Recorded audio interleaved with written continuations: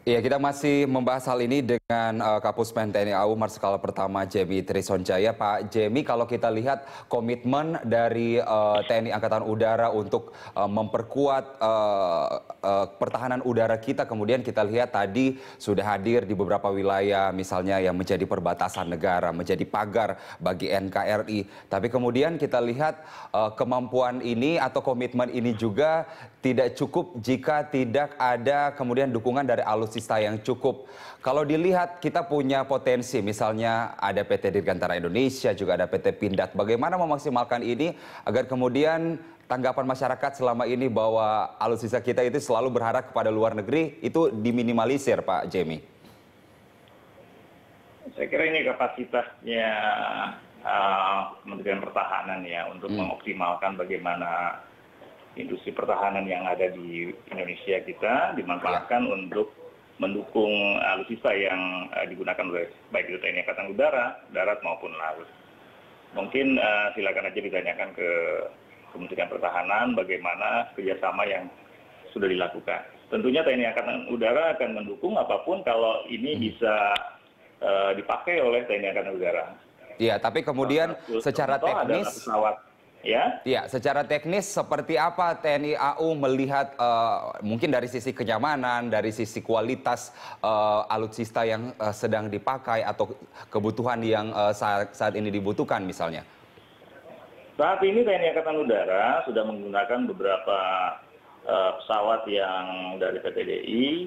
Salah satu contoh kita sudah akan menerima nanti KASA 212I ya, yang diproduksi dari PTDI. Kemudian helikopter Kogat juga kita sudah terima dari PTDI yang sudah dioperasionalkan. Kemudian CN-295 juga kita sudah menerima dan kita sudah operasionalkan juga. Artinya kita akan memanfaatkan apabila PT atau industri pertahanan yang ada di Indonesia ini mampu mendukung kegiatan operasi yang diharapkan oleh TNI Angkatan Udara. Ya, Pak Jemi, pertanyaan saya selanjutnya, kita punya hubungan kerjasama misalnya dengan Rusia, kemudian ada juga kerjasama mungkin dalam hal ini Kementerian Pertahanan dengan Indonesia, dengan Korea Selatan misalnya, dengan beberapa negara. Apa kemudian ini bisa dilihat sebagai sebuah kerjasama yang sebenarnya bisa menguntungkan, meningkatkan kualitas pertahanan udara kita misalnya, dari konteks Anda sebagai bagian dari TNI AU misalnya? Saya kira ini cukup baik, cukup bagus untuk Indonesia ke depan, khususnya industri pertahanan apabila program seperti KFX dengan Korea Selatan ini bisa dilanjutkan, kita bisa menghasilkan pesawat tempur yang memiliki generasi ya mungkin 4, 3,5 atau 4. Kalau misalkan bisa 4,5 itu lebih bagus. Tapi artinya kita sudah mulai bisa membangun suatu pesawat yang memiliki kemampuan untuk tempur itu luar biasa. Jadi kita harapkan ke depan kerjasama KFX ini bisa dilanjutkan sehingga industri pertahanan kita juga akan berkembang dan maju. Iya, Pak Jemi, terakhir pertanyaannya, kalau tadi kita lihat sudah ada komitmen kemudian untuk meningkatkan kualitas pertahanan udara kita, komitmen untuk tetap meningkatkan atau mengupgrade alutsista, tapi kemudian kita tahu bahwa semuanya dioperasikan oleh manusia begitu, dalam hal ini personil TNI AU sendiri. Seperti apa kemudian mengupgrade kualitas TNI AU sendiri untuk kemudian bisa menjadi unggul di pertahanan udara itu sendiri?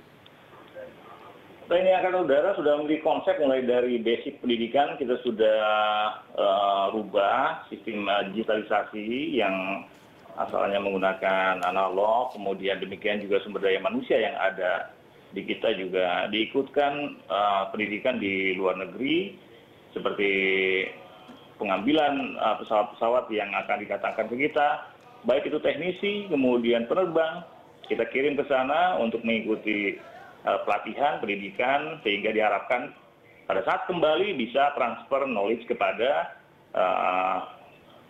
anggota-anggota yang lainnya yang ada di Indonesia yang tidak sempat berangkat. Inilah diharapkan SDM TNI Angkatan Udara ini bisa meningkat dengan sistem digitalisasi yang kita tingkatkan, khususnya dimulai dari pendidikan-pendidikan. Baik, Pak Jemi, terima kasih atas informasinya pagi ini. Pemirsa, kami baru saja berbincang dengan Kapuspen TNI AU Marsikal Pertama Jemi Trisonjaya. Selamat bertugas kembali, Pak Jemi. Pemirsa, usai jeda kami masih kembali dengan informasi lainnya. Tetap bersama Jurnal Pagi.